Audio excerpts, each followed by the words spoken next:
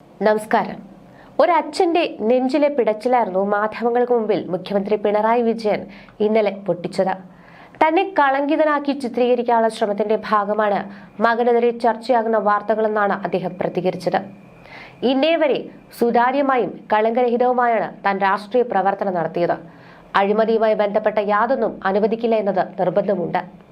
അതുകൊണ്ടാണ് ഉന്നതങ്ങളിലുള്ള അഴിമതി പൂർണ്ണമായി അവസാനിപ്പിക്കാൻ കഴിഞ്ഞത്. പൊതുജീവിതം കളങ്കരഹിതമായി കൊണ്ടുപോകുന്നതിൽ തന്റെ കുടുംബം പൂർണ്ണമായും ഒപ്പം നിന്നു എന്നത് അഭിമാനാർഹമാണ്. ഒരു ദുഷ്പേരും തനിക്കുണ്ടാക്കാത്ത വിധത്തിൽ മക്കൾ ആരും പ്രവർത്തിച്ചിരുന്നില്ല. അതിൽ അഭിമാനമുണ്ട്. കളങ്കിതനാക്കാൻ ശ്രമം നടക്കുമ്പോഴൊക്കെ ഉള്ളാലെ ചിരിച്ചുകൊണ്ട് കേട്ടു നിന്നിട്ടുണ്ട്. അതാണ് എന്റെ രീതി. എന്റെ മകനെ നിങ്ങളിൽ എത്ര പേർ കണ്ടിട്ടുണ്ട് എന്നറിയില്ല. അധികാരത്തിന്റെ ഇടനാഴികളിൽ സഞ്ചരിച്ചു കൊണ്ടിരുന്ന മുഖ്യമന്ത്രിമാരുടെ മക്കളെ കണ്ടിട്ടുണ്ടാകുമല്ലോ നിങ്ങൾ. എവിടെയെങ്കിലും അവനെ നിങ്ങൾ കണ്ടോ? ക്ലിഫ് ഹൗസിൽ എത്ര മുറിയുണ്ടെന്ന് പോലും അവൻ അറിയുമോ എന്ന സംശയമാണ്. ഒരു ദുഷ്ടപ്പേരും എനിക്കുണ്ടാക്കുന്ന വിധത്തിൽ മക്കൾ ആരും പ്രവർത്തിച്ചിട്ടില്ല. മകൾക്ക് നേരെ ആരോപണം കൊണ്ടുവന്ന് അത് യേശുന്നില്ലെന്ന് കണ്ടപ്പോൾ മകനെ വിവാദത്തിൽ ഉൾപ്പെടുത്താൻ നോക്കുന്നത്. അതുകൊണ്ട് വിവാദമാകുമോ? മകൻ മര്യാദയ്ക്ക് ജോലി ചെയ്തു വരികയാണ്. ജോലി വീട് എന്നതാണ് മകന്റെ പുതുരീതി. തെറ്റായ ഒരു കാര്യത്തിലും ഇതേവരെ പോയിട്ടില്ല. എനിക്കതിൽ നല്ല അഭിമാനമുണ്ട്. എന്തെല്ലാം കണ്ടതാണ് ഞാൻ. നിങ്ങളുടെ ഏതെല്ലാം തരത്തിലുള്ള സ്നേഹവാത്സല്യങ്ങൾ അനുഭവിച്ചു. അതൊന്നും എനിക്കൊരു കൂസലും ഉണ്ടാക്കിയിട്ടില്ല. എന്റെ ഇതൊന്നും ഏശില്ലെന്ന് നല്ല ഉറപ്പുണ്ടായിരുന്നു. അതുകൊണ്ടാണ് അതുപോലുള്ള ആരോപണങ്ങളെ അല്പം പരിഹാസത്തോടെ ശാന്തമായി നേരിടാനാകുന്നത്.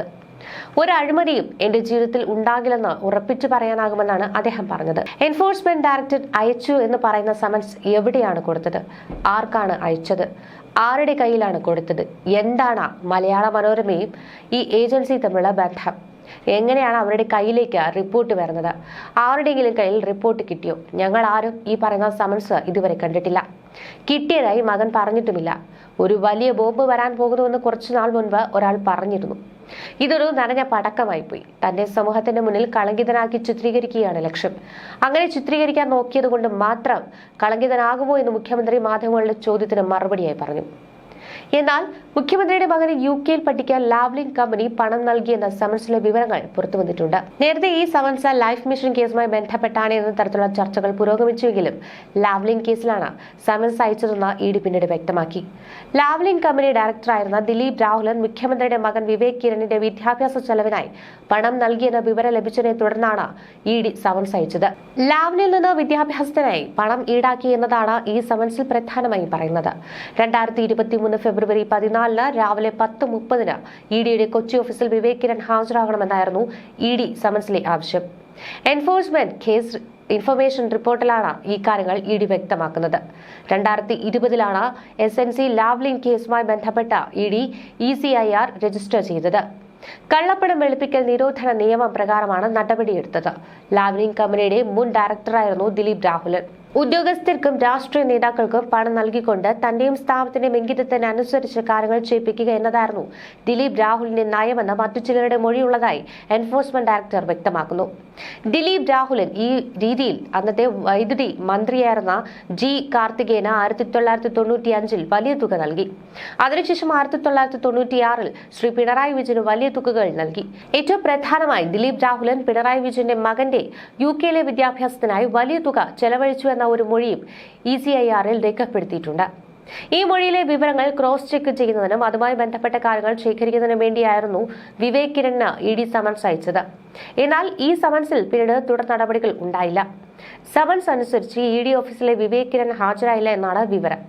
ഈ സമൻസിന്റെ ഭാഗമായി ഹാജരാകുകയോ മറ്റു നടപടികൾ എടുക്കുകയോ ചെയ്തിട്ടില്ല. സമൻസ് അയച്ച് ഏകദേശം 2 വർഷം പിന്നിടുമ്പോഴും ഇക്കേസിൽ പിന്നീട് കാര്യമായ തുടർ നടപടികൾ ഉണ്ടായിട്ടില്ല. ആദ്യം അയച്ച നോട്ടീസ് കൈപ്പറ്റിയില്ല. അത് മടക്കിയെന്നും വിവരമുണ്ട്. ഒന്നിലധികം തവണ നോട്ടീസ് നൽകി പല കേസുകളിലും ED ഇടപെടാറുണ്ടെങ്കിലും ഈ വിഷയത്തിൽ എന്തുകൊണ്ട് ഒരു നോട്ടീസിൽ അന്വേഷണം അവസാനിപ്പിച്ചു എന്നതാണ് ED ഇനി പറയേണ്ടത്. SNC Lavalin case CBI register ചെയ്തത് 2007 2009 കുറ്റപത്രം സമർപ്പിച്ചു. പിണറായി വിജയൻ ഉൾപ്പെട്ടവരെ പ്രതികളാക്കിയാണ് കുറ്റപത്രം നൽകിയത്.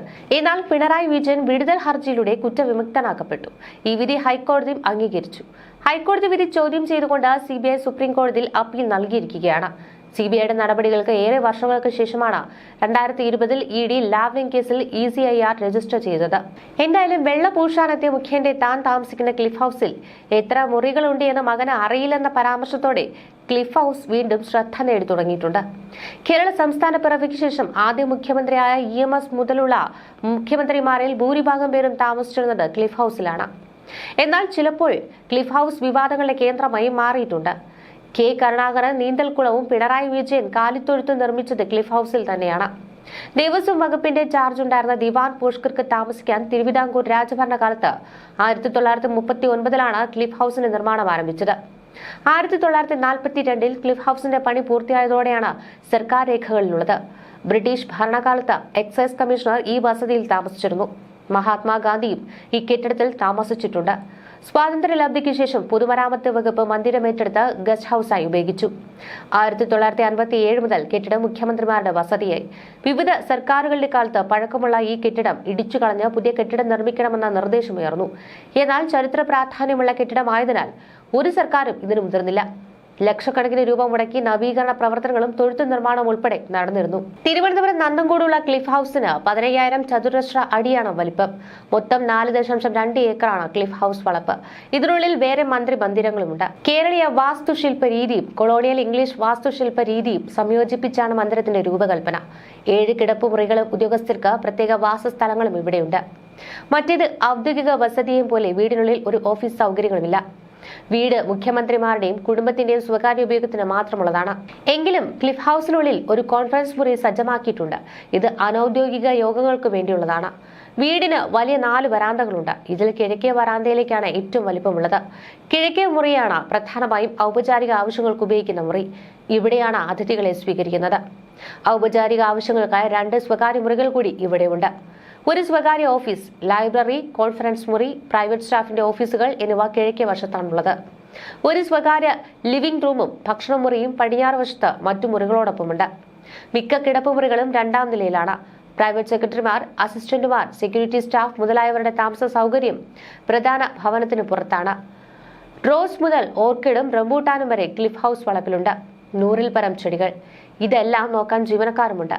മികച്ച കന്നുകാലി ഇനങ്ങളിൽ ഒന്നായ സഹിവാൾ ഉൾപ്പെടെ 4 പശുക്കൾ. ജേഴ്സി, വെച്ചൂർ, ഹോൾസ്റ്റീൻ ഇനത്തിൽ ഉൾപ്പെട്ടതുമുണ്ട്. കന്നുകുട്ടികൾ 3 എണ്ണം. ദിവസവും 8 മുതൽ 12 ലിറ്റർ വരെ പാല് ലഭിക്കുന്നുണ്ട്. പാവൽ, പടവലം, കോവയ്ക്ക, വെണ്ട, പയർ, തക്കാളി തുടങ്ങിയവയ്ക്ക് പുറമെ ശീതകാല പച്ചക്കറികളും അലങ്കാര ചെടികളും കൃഷി ചെയ്യുന്നുണ്ട്. ഭരണ നിർവഹണ സ്ഥാപനമായ സെക്രട്ടേറിയറ്റിൽ നിന്ന് 4 കിലോമീറ്റർ മാത്രം അകലെയാണ് ക്ലിഫ് ഹൌസ്.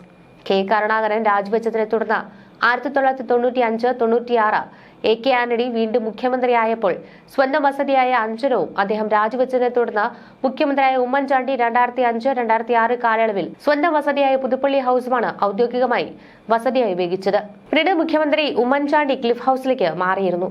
K. കരുണാകരനായി നീന്തൽക്കുളം നിർമ്മിച്ചത് ഏറെ ചർച്ചയായ വിഷയമാണ്. K. കരുണാകരന്റെ കാലത്ത് നിർമ്മിച്ച കുളത്തിൽ തന്റെ പട്ടി ടോമിയെ കുളിപ്പിക്കുമെന്നായിരുന്നു നായനാർ പറഞ്ഞത്. മുഖ്യമന്ത്രിയായി ആദ്യം ക്ലിഫ് ഹൌസിൽ ചെന്നപ്പോൾ ടോമിയെ നീന്തൽക്കുളം കാണിക്കുകയാണ് അദ്ദേഹം ആദ്യം ചെയ്തത്. K. കരുണാകരന്റെ ഭരണകാലത്ത് അദ്ദേഹത്തിന്റെ ഭാര്യ കല്യാണി തങ്ങളുടെ സ്വകാര്യ ആവശ്യത്തിനായി ഒരു വലിയ പച്ചക്കറിത്തോട്ടം പരിപാലിച്ചിരുന്നു. AK ആന്റണി മുഖ്യമന്ത്രിയായിരുന്ന കാലത്ത് അദ്ദേഹത്തിന്റെ താൽപര്യത്തിൽ ഒരു വാഴത്തോട്ടം ഉണ്ടായിരുന്നു. 3 വർഷത്തിനു മുൻപാണ് 35 ലക്ഷത്തോളം രൂപ ചെലവിട്ട് കാലിത്തൊഴുത്ത് നിർമ്മിച്ചത്.